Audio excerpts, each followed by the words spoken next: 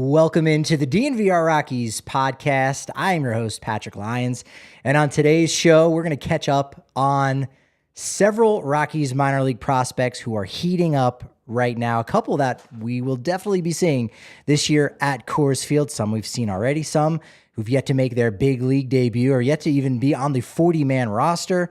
We'll, of course, preview the Pittsburgh Pirates series that starts today in Pittsburgh. Pirates did sweep the Rockies at home here. Rockies have a little bit of revenge. They're playing a lot better since the last time they faced those first-place Pittsburgh Pirates. And, of course, we will catch up with Danielle Allentuck from the Gazette. Really excited to talk with her a little bit about these surging Colorado Rockies who are playing, well, they're playing better than 400 baseball, but on the season, they are at 400 at this point. Let's get started with these prospects. The first guy I want to talk about, and I've gotten a reputation here we are on Minor League Monday, for being the Coco Montes guy. Maybe because I was one of the first to really bring his name up and say, hey, we could have something here. And I think the Rockies absolutely do have something here. Coco Montes, he was already a Pacific Coast League Player of the Week once. He's first right now in hits in the Pacific Coast League, second in doubles. We know he led the Eastern League in doubles back in 2021, tied for third with most runs, fifth in total bases, tied for seventh in RBI. Does have a little bit more of a strikeout than you would like in his game, but can play some second base. That's probably his best position. Rockies are basically platooning Alan Trejo and Harold Castro right now at second base. Can play third base really well. And he also has a handful of games over at shortstop this year. So you like the potential for him to be a competent backup shortstop. Rockies already have Alan Trejo, but going forward at least, Coco Montes could fill that void. So we could even see, I've talked with someone in the Rockies front office, we could even see him pick up an outfielder's mitt. So he could become that super utility guy. And I think Coco would welcome that challenge. He just wants to play. That's it. He wants to be acknowledged. He wants an opportunity, and he's really deserved it for a while. And so I think we will see him debut at some point this year. Also down on the farm, a guy that we've seen, he was the starting third baseman for the Rockies on opening day this year in San Diego. That would be Elias Montero. Now, he is strictly a first base DH type, as Rockies have kind of given up on him and have given an opportunity to somebody else to play some third base, which we'll talk about in a second. He had 4 hits, 3 RBI on Saturday. Since his stint with Colorado, in which, he hit his 7th home run this past week was the big headline. And he did it all in 9 games, including a 2-homer output.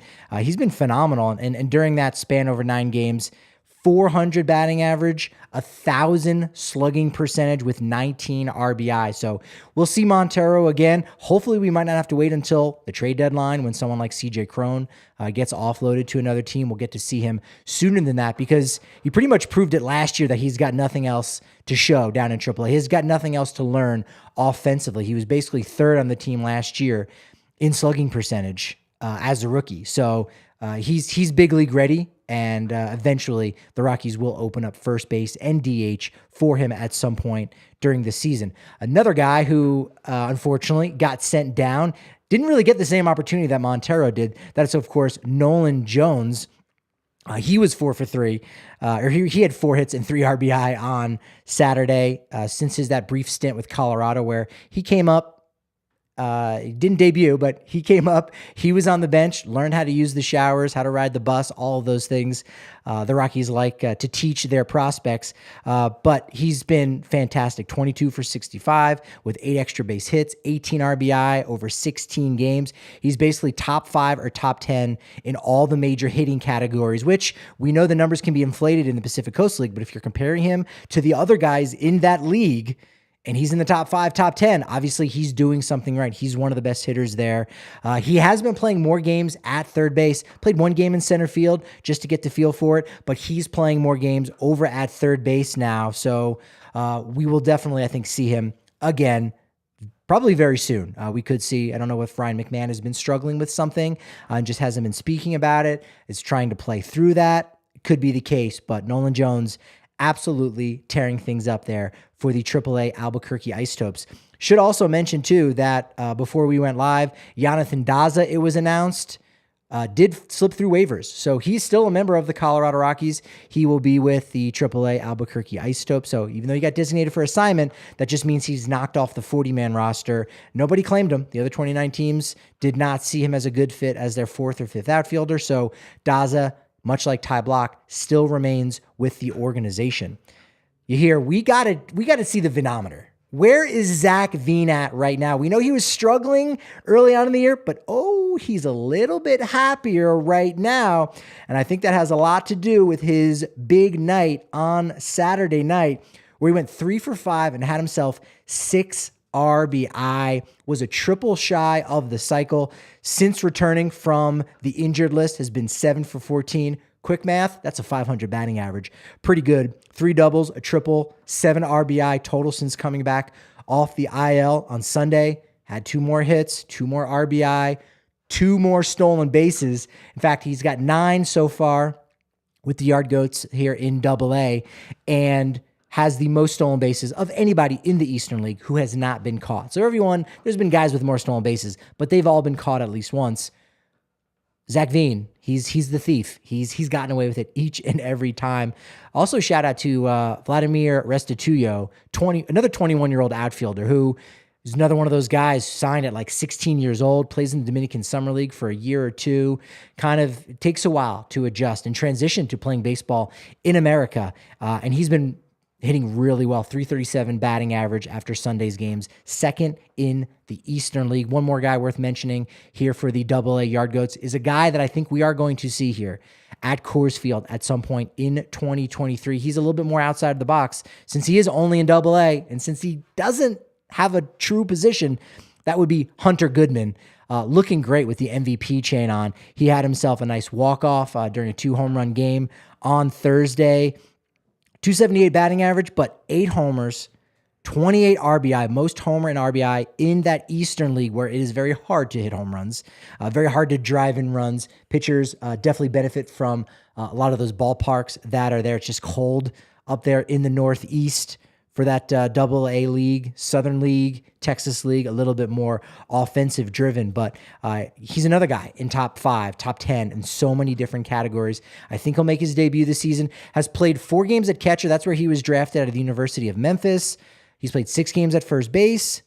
They've got him in the outfield a little bit, 8 games in left field, also 7 as DH. So an unfortunate trend here because we're talking about Nolan Jones, we're talking about Elias Montero, Hunter Goodman, guys who are maybe more first base DH types than anything else. You can only have so many of those. You don't really want to clog up the DH spot. That is really a position in the lineup where you get a guy off his feet. Think about Elias Diaz and you say, man, we got to keep him in the lineup. That's super important to keep him in the lineup.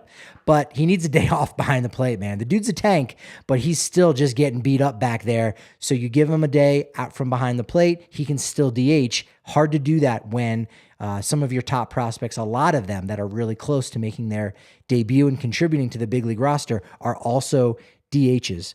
High A Spokane, a guy that has a lot of swagger. He had a lot of swagger coming out of that 2022 draft. Jordan Beck looking fantastic in his Spokane Indians uniform, number 27. He has had 4 multi-hit games in a row going into Saturday, including 7 home runs, tied for most in the Northwest League.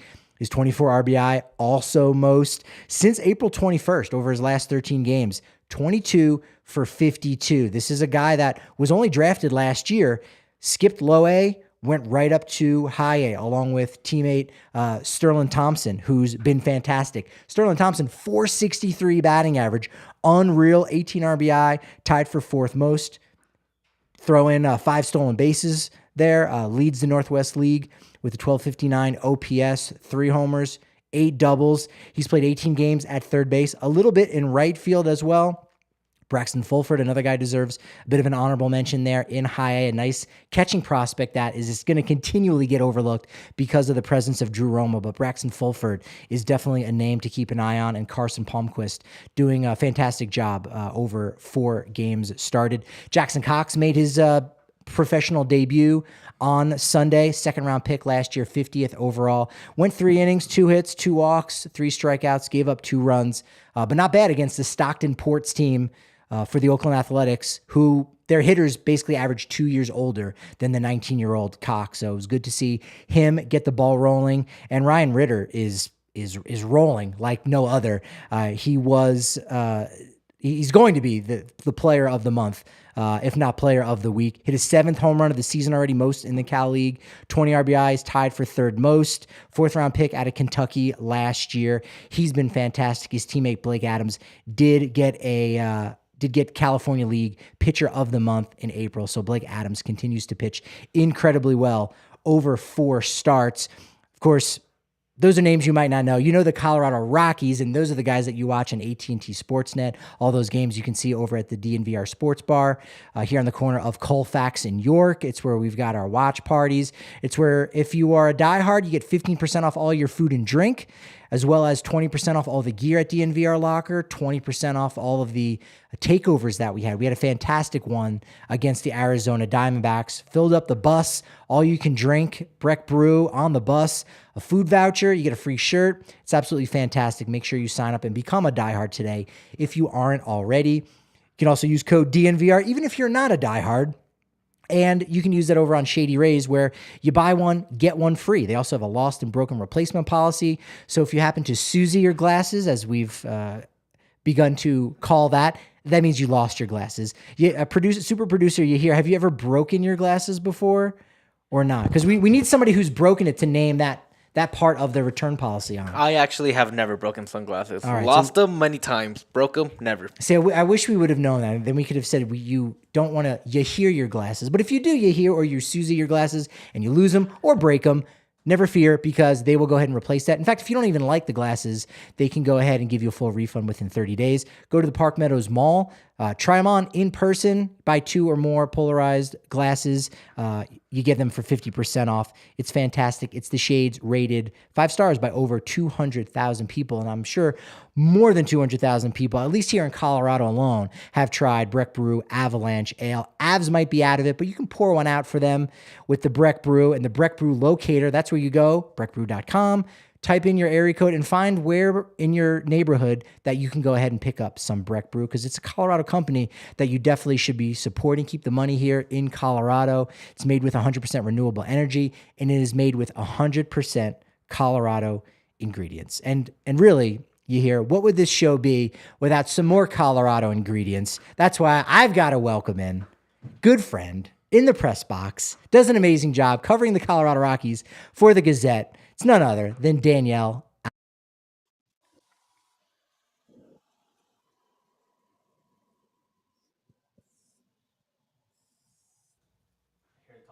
Hey, I lost you there for a second. I can't hear you, Patrick. There we go. All right. Are you able to hear me okay? I am. Hello. Fantastic. Thanks for joining us today on, it's not an off day. It's never really an off day in the baseball season when there's 162 games played over the course of 6 months. But it's a day where we don't have to be at the ballpark, so that does make it a little bit easier. Did you get a chance? I did want to ask, because last night, Padres, Dodgers on ESPN. We got Cubs, Cardinals today. Do you think, before we talk about the Rockies, do you think Padres and Dodgers is the best rivalry in baseball right now?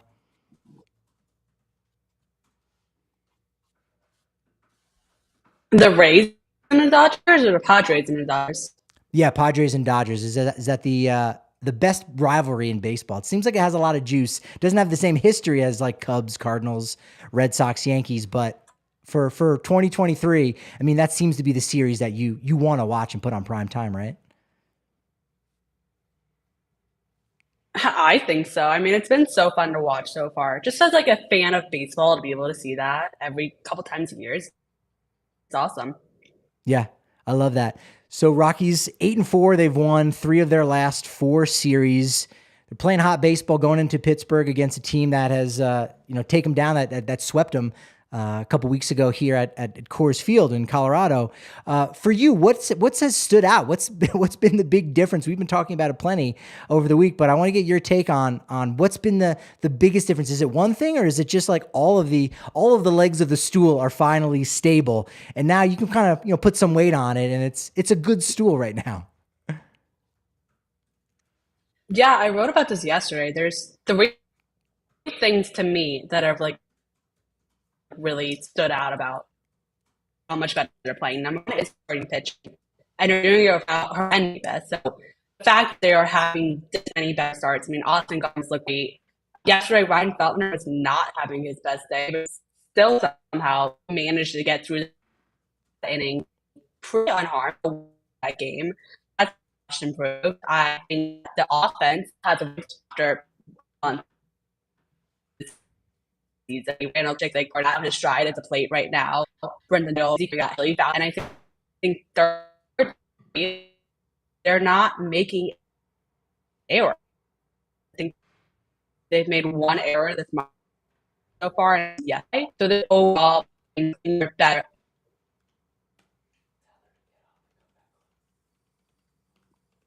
All right, Danielle, we're gonna let you maybe jump out, try calling back in, and see if we can get the Wi-Fi to reset on that. But yeah, that's a fantastic article. We'll have to go ahead and link that in the podcast description. So if you can jump out and jump back in. We got the Pirates series, as we said, coming up today. Pitching matchup is going to be on Monday at 4:35 p.m. Mountain Standard Time. Kyle Freeland against Mitch Keller. And we're going to see a familiar face for the Rockies that we haven't seen in a while. It's not Connor Joe. It's Chris Owings. Chris Owings has been reportedly is going to get called up, added to the 40-man roster. Chris Owings probably goes down as like one of the players who've played the best with the Rockies that you're not going to remember played with the Rockies for parts of 2 seasons, one of which was the pandemic, and because he was like mostly hurt. But when he was on the field, he was actually pretty good, wasn't he?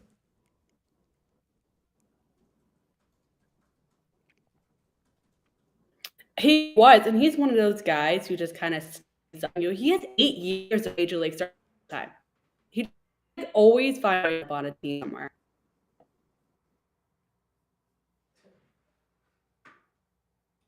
All right. Thank you, Danielle. Monday's matchup, Kyle Freeland against Mitch Keller, and Mitch Keller's 3.32 ERA. He's a guy, high round draft pick, and was kind of took a while for it to come together. But he's one of those legitimate players for the Pirates on Tuesday. Connor Siebold against TBA. I mean, I don't know if that's branding. Is that the guy's initials? No, of course, that to be announced. We'll see what's going on with the Tuesday game, and maybe Connor Siebold can do it again, give the Rockies a little bit of length, 5 innings of competitive baseball. And on Wednesday, Antonio Senzatela makes his second start on the road here in a row against Rich Hill, who's been a lot better since he pitched at Coors Field, because all of a sudden, apparently, he's now good again. All right, Danielle, your Wi-Fi is good again, which is great news. I turned it off, went on the phone. Try this. There we go. That works. Yeah, so we got the Rockies playing really well. It seemed as if the loss of German Marquez, Tommy John surgery, wins above replacement is essentially, not a perfect math where you say, well, if you lose a guy that's going to be a 6-WAR player, then that's going to be 6 more games you're going to end up losing. Would you put the number at 6? The loss of German Marquez means probably add 6 more losses onto whatever you were expecting. And does this current hot streak make you reconsider, like, maybe, the pitching has been a lot better. Maybe they'll only lose 3 or 4 of those games that they probably were supposed to win with Marquez in the lineup? I think they've gotten lucky lately. I would not expect this level of play to continue.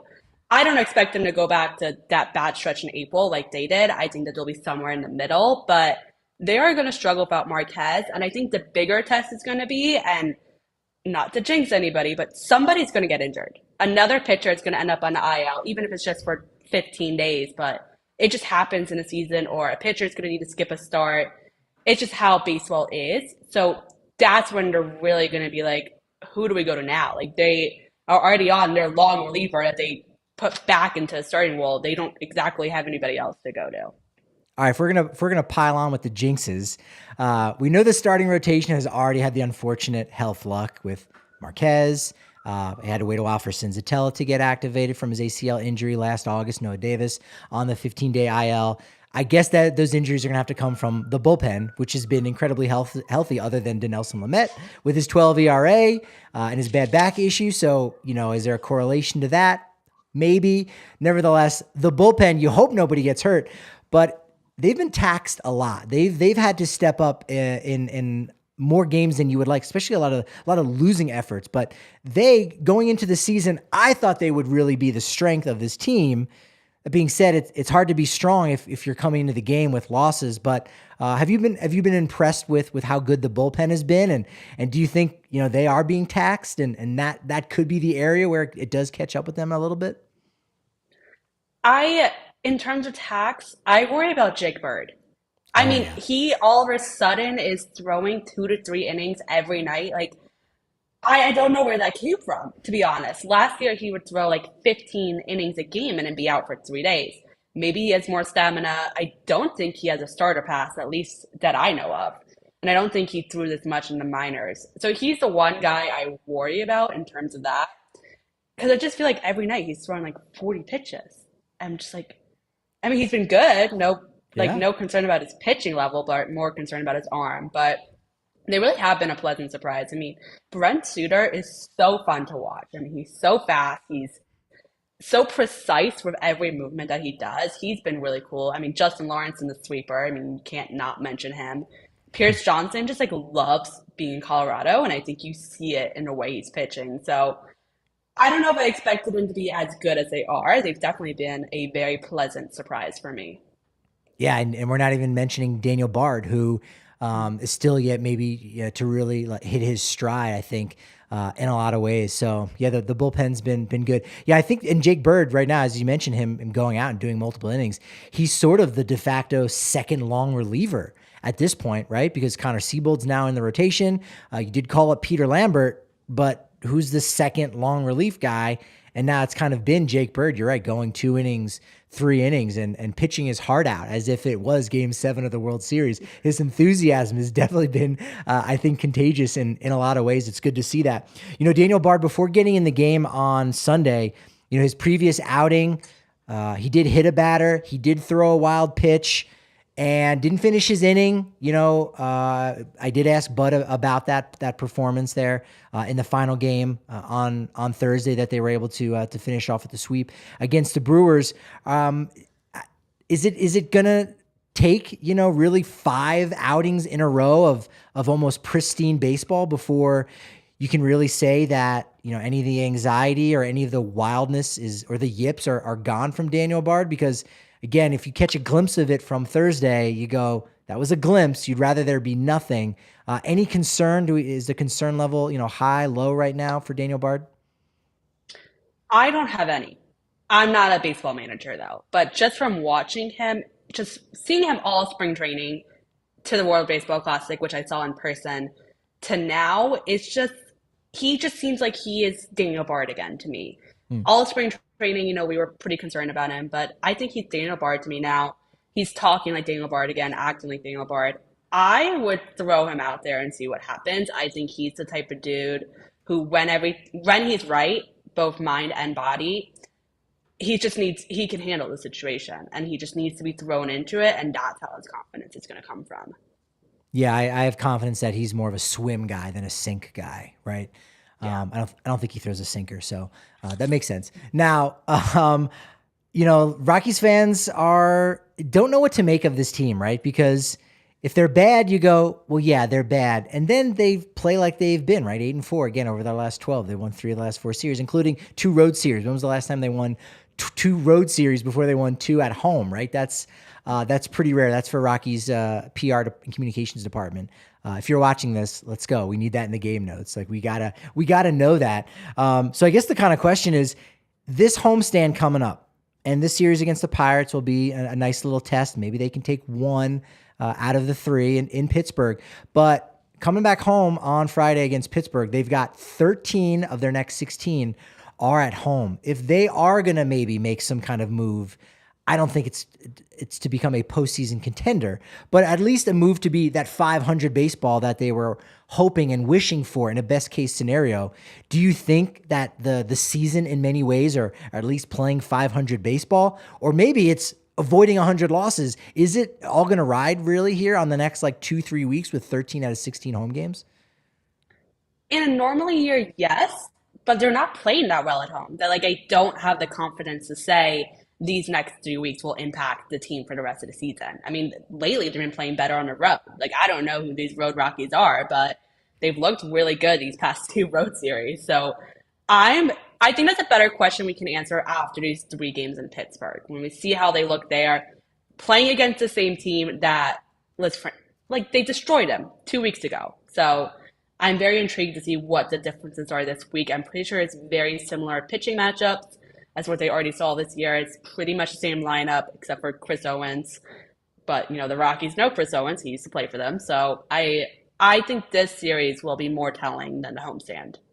And the Rockies avoid Drew Maggi. So, I mean, they don't have to deal with that juice in the ballpark, which is nice. You've probably been to that ballpark in Pittsburgh, right? Is that like a top 5 in the country? Never. I haven't been. I have been outside it. I, as a kid, took a picture in front of the media gate because I did that everywhere I went, but I've never been inside of it. Wait a minute. Do you have like a scrapbook of yourself as a kid in front of every media gate and then now as an adult? No. But I am trying to take a picture in all 30 stadiums. I'm up to 16 so far. Okay. No, you need a scrapbook of the before and after. Like, no. She did it. She made it. No. That's fun. No, you don't like that? They don't need to see that. It's for you. It doesn't have to be for anywhere else. Well, Elias Diaz is all for the fans right now because the Rockies may have their first ever all-star catcher. Can you pinpoint anything as to what he's doing differently or where his successes come? I know he's kind of just taking one game at a time, and the last year he kind of got off to a slow start and struggled a little bit. I think because of the contract he had gotten. But is there anything in particular? He's shown those glimpses, but putting it together right at the beginning of the season now for 5 weeks, it's been incredibly impressive watching Elias Diaz catch and also hit at the plate. Yeah, and I'm interested to see if he can carry this for the whole season. I mean, I don't think he's going to be able to carry this current hot streak the whole season because nobody can do that, not even the best players in baseball. But for him, I really do think it goes back to he put so much pressure on himself last year. And he couldn't handle it. He wasn't happy. He wasn't having fun. And it sounds so simple, but he's a happy dude. He's the most positive guy in that clubhouse, one of them. He always has a smile on his face, always saying hi to people. And for him, from talking with him, it was just going back to having fun, taking that pressure off of himself and reminding himself, baseball is supposed to be fun. I'm good at baseball. Have a positive attitude. He's able to wash things off easier. And he's getting the confidence from, being their best hitter. I think that can't be understated, the confidence that comes from being on a hot streak. Yeah, he's an upbeat guy. If you ever go and watch the videos from spring training, he got a couple votes as the silliest guy in the clubhouse, and he's also the scariest guy. He's huge. He's a gigantic guy. He's amazing. Andrew in the chat, PNC is gorgeous and the park is just swimming with historical Pirates references. Wait, you mean to say they have a team Hall of Fame? Is that allowed, Danielle? You might have been to maybe more ballparks than me. It's pretty close. Do other teams have a Hall of Fame where they acknowledge their team history? Is this a thing? Do you know? Do you know? I have to say yes. Other teams acknowledge their past. Yeah. On a more serious note, the Dodgers, I mean, fans may not like this, but they have the coolest display I've ever seen. It's down in the basement. It's on your way to the clubhouse. They have all the gold gloves, all the silver sluggers, all the every award from their whole history. It's just lined up, and you just walk by it, and it's so cool. That's amazing. No, I didn't know that. I when I was at Kauffman Stadium 15 years ago, they had a bunch of things on display for fans and whatnot. And the Rockies have some of that up in the suite level. They have those displayed. But again, if you don't have money for something like that, and if it's the off season, there's only 81 dates that you could possibly even go to see that. So it would be nice. It's something that we're pushing for, and maybe one day, maybe the 100th anniversary of the Rockies, we'll get a Hall of Fame. I don't think we'll still be here, but maybe one day. Wait, what do you mean by we? We're gonna be dead, or the team's gonna have moved? Do you know something I don't, Danielle? I mean, 70 years. I mean, I may be alive. Oh, come on. That's a low blow. I have what? a much better chance of being alive. Than me? Yeah. Come on. I take good care of my health, so maybe. You're right. You do have some things going in your favor. So do I. It's the age difference thing. You're right. Yeah, I guess so. Folks, get used to Danielle Allentuck because I will be dying before her. And you know what? With that segue, check out American Raptors because have you ever gone to a rugby game? Have you been to Infinity Park down there in Glendale? It's a pretty cool location. No. No, it's pretty neat. Yeah, it's like I don't know a ton about rugby, but whenever I go and whenever I have friends who go down and they get tickets on AmericanRaptors.com, like you can learn about the game. It's really fitting because all of the athletes, they're learning about the game too. Like they're baseball players, basketball, Greco-Roman wrestling, like they're learning the sport because not a lot of people play rugby growing up. So it's pretty neat. We've got a DNVR Rugby podcast from Colton Strickler, so you can learn all about rugby. He's got interviews with coaches and stuff like that. So stream the games online at American Raptors. Get tickets there. It's fantastic. Look, if you don't want to go to Coors Field, you can go to Infinity Park and go to AmericanRaptors.com to get your tickets. And if you want to get a nice bite to eat, we need a Illegal Pete's closer to Coors Field, because we like talking about places to go, and you're usually good, Danielle, about finding the new hot spots in the area. We need an Illegal Pete's closer to Coors Field because they do it right. It's delicious. Spring is here. And so we're talking patio beers, maybe not when we're covering the game, but after the game, patio beers, burritos, beers, buddies. Illegal Pete's is where it's at. They got refreshing 16-ounce beers for $15, five 16-ounce beers for $15. It's fantastic. Get the loaded burrito. Absolutely delicious. Illegal Pete's. It's the favorite burrito of Danielle Allentuck. Asterisk. We have to confirm that. We'll delete the asterisk later.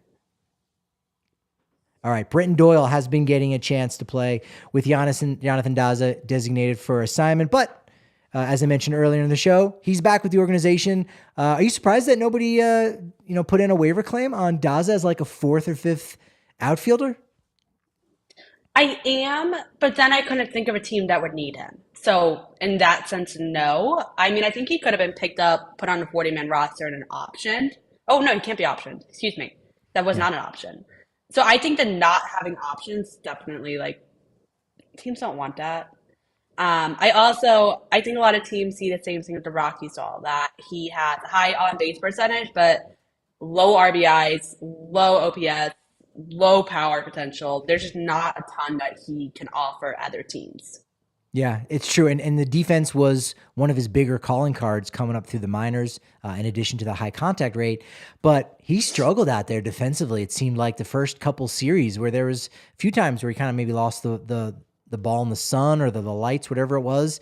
And in center field, you can't be doing that really for any team. And with Brenton Doyle right there, being able to play the same kind of capable defense, chip in with the stolen base. Yeah, his days were kind of numbered on that front. Speaking of defense, it's been a sore spot, but it definitely seems to have gotten a lot better. You know, this happened last year when Stu Cole was in charge of the defense, where they got off to that slow start. Then they picked up. They were fine. You saw Brendan Rodgers break out, get the Gold Glove award. Ryan McMahon's defensive metrics start to have an uptick. They're kind of down again a little bit at the beginning of this year. Have you figured out, is there any explanation as to why we've got 2 years in a row why the defense has struggled and has taken maybe a month to really kind of, gain its footing?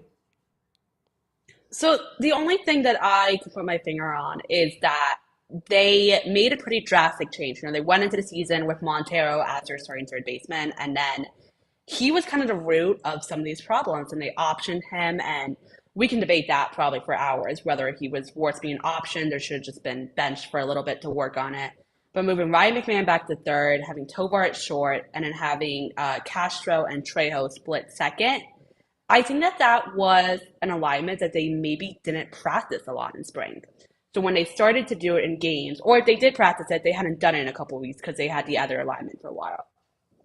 So I think when they started to do it in games again, they weren't used to each other. I think chemistry is a big thing. I mean, Castro had never played with any of these people before. Tovar had barely played with them. Trejo was going back and forth. I think he was only 50 games in the majors last year.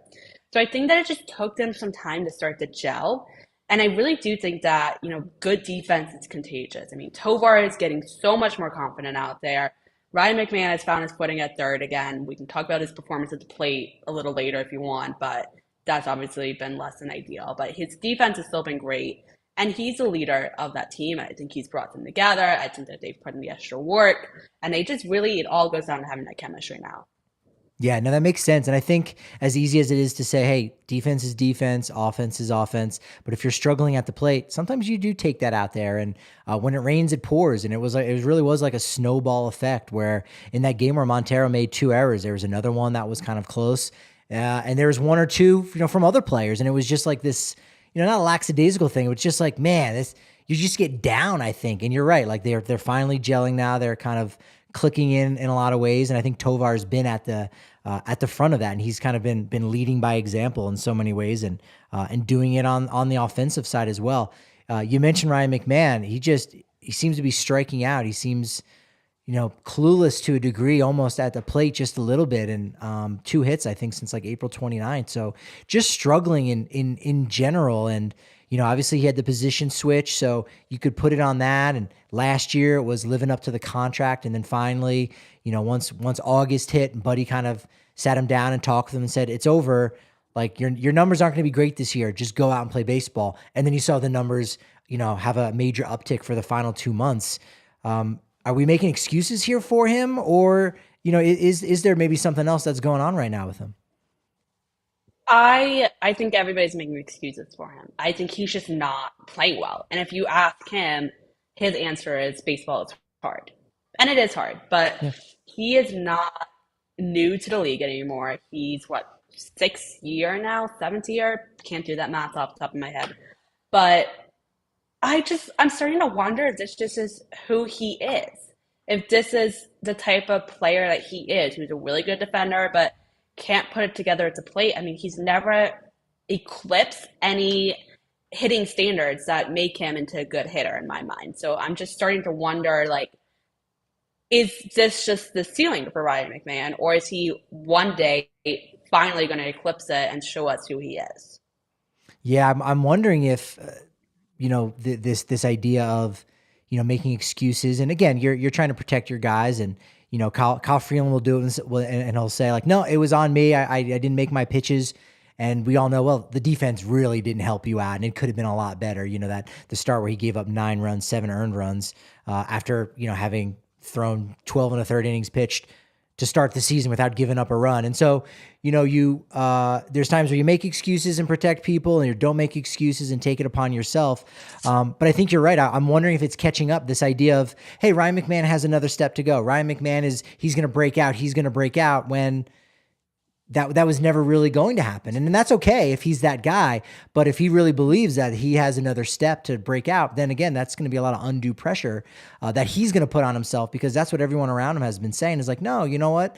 You've got another step. You've got another level. And we could see the best of Ryan McMahon. And if he's just going to be more consistent, I think that's fine. If he's a 24 RBI, 24 home run guy, 80 RBI kind of player, is that worth $16 million? Maybe to the Rockies he is, and that's okay. But certainly right now he's struggling in a bad way, and the team could definitely use his offense in the middle of the lineup. And I think his high strikeout rate right now, I mean, last I checked, it was 37%, which was 2nd in the league. But I think his high strikeout rate shows how frustrated he is, because he's smarter than that. He knows better than that. And that just shows me like a little bit of desperation right there. Yeah, for sure. Zac Veen, we talked about him in the first segment, starting to heat up. I know you and I were talking about this.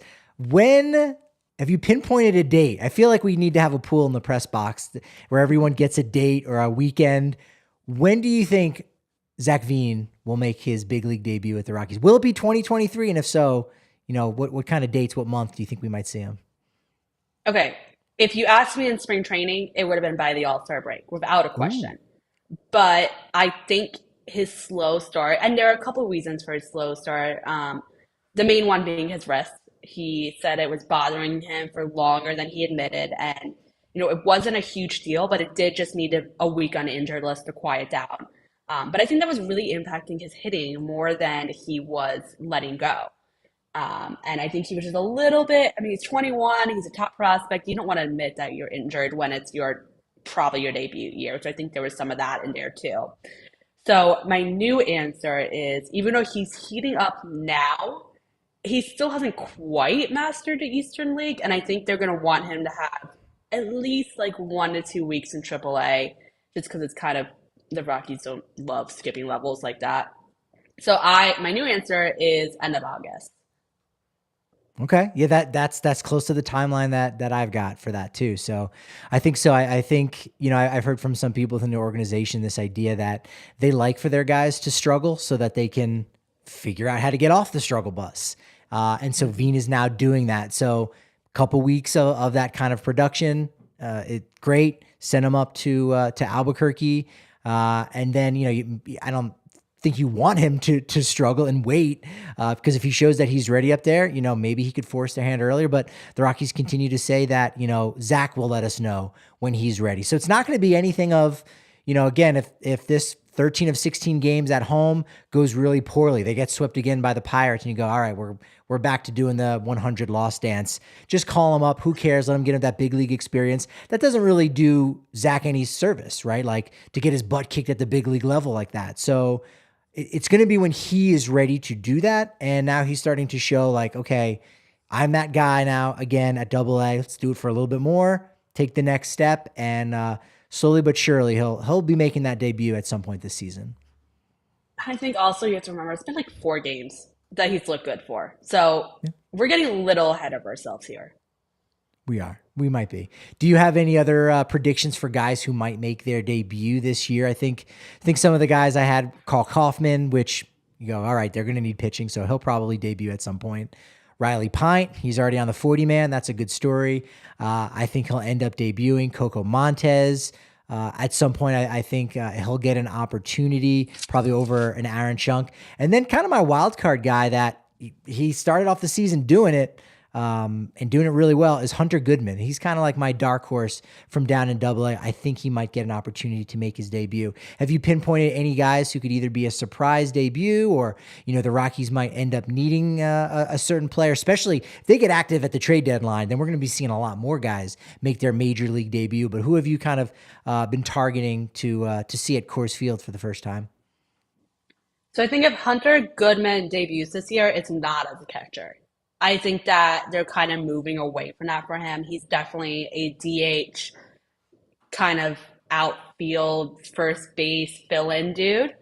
I'm curious where they kind of line him up if he comes into the big leagues. And I think him and Elias Montero would kind of be vying for the same spot because they're really both just the DH. I mean, that's really where their strengths are. So that's one that I have my eye on, but I'm not convinced that would happen this year.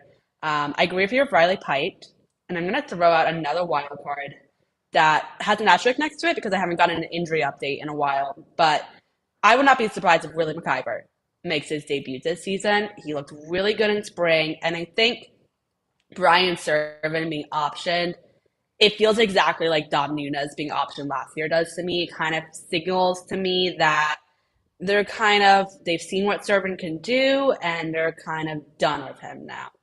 And it doesn't mean he won't come back up for a day or two, but I think that the new catcher is just kind of like a fill-in until the next prospect is ready. And Willie, when he's healthy, I think he's supposed to come back soonish, but I'm not positive on that. If he's healthy and if he can show, I wouldn't be surprised if he comes up for like a couple weeks at the end of the year.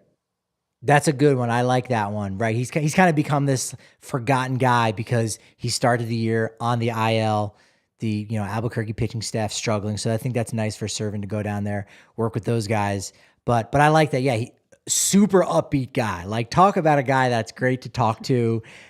Just a positive guy. He knows this pitching staff, right? He knows these guys, not Freeland and Senzatela, the veteran guys, but he knows all these young guys and he's worked with them. So I very much could see something like that end up happening for him and kind of biding some time until Drew Romo's ready. Who. He's at AA. He's in the same spot as Zac Veen, but catchers are totally different. They're a completely separate thing. Romo has a lot more to show, I think, at the plate. So for Romo, even if you look and you say, hey, he's an Eastern League All-Star by the end of the year, it still might be a lot to say that he'll debut by the end of 2024. I think he might, but it might be that cup of coffee that you saw Bouchard and Tolia and all those guys last year. Just because it's just a lot harder for a catcher to learn and get all the tools that they need to have to be ready for the big leagues. And I will say this about Willie. I told him this in spring training and when I saw him at the end of last year. from where he was at the Futures game in 2021 to end of last year to spring training this year has just been like his improvements are insane. I mean, he is so much stronger. He looks completely different than he did at the Futures game. And that was less than 2 years ago now. He's really put on a lot of good weight, a lot of muscle. His personality, he's kind of letting it out now. And I think that's really good for a catcher to have that personality and be personable and be able to work with your pitcher as well. And he worked with them all spring training. He worked with them for the last 2 weeks of the season last year when he was up as sort of the taxi squad, bullpen catcher, helper dude. So, I mean, I've been impressed with him. Can we confirm it? Did he get bitten by like a rabid werewolf? Because I think he's just turning into like Teen Wolf. Like he's turning into a wolf. He's got the beard. He's got the long hair. He's muscular. If you start Willie McIver behind the plate and it's a full moon game, he will go off and hit 3 home runs. That is a fact. I'm not playing into that, but I will say him and Hunter Goodman, sometimes from the back, they are a little confusing. You were the first one who said that at spring training, I think. And I was like, oh yeah, they do look identical. And they were on the same wall. They're on the like catcher the wall. same size, yeah. And I'm pretty sure they were next to each other. Yeah, and they both rock the headband too. We'll see. That could be a nice little bait and switch. Distinct colors when they come up.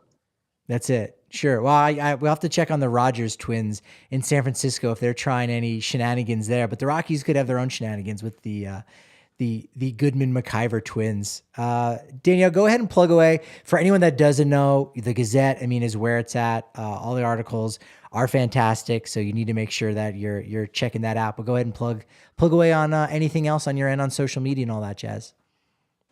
Yeah, follow along. I'm on Twitter at D_Allentuck. I'm at the ballpark every day. Don't use the last week as an example. I've had COVID.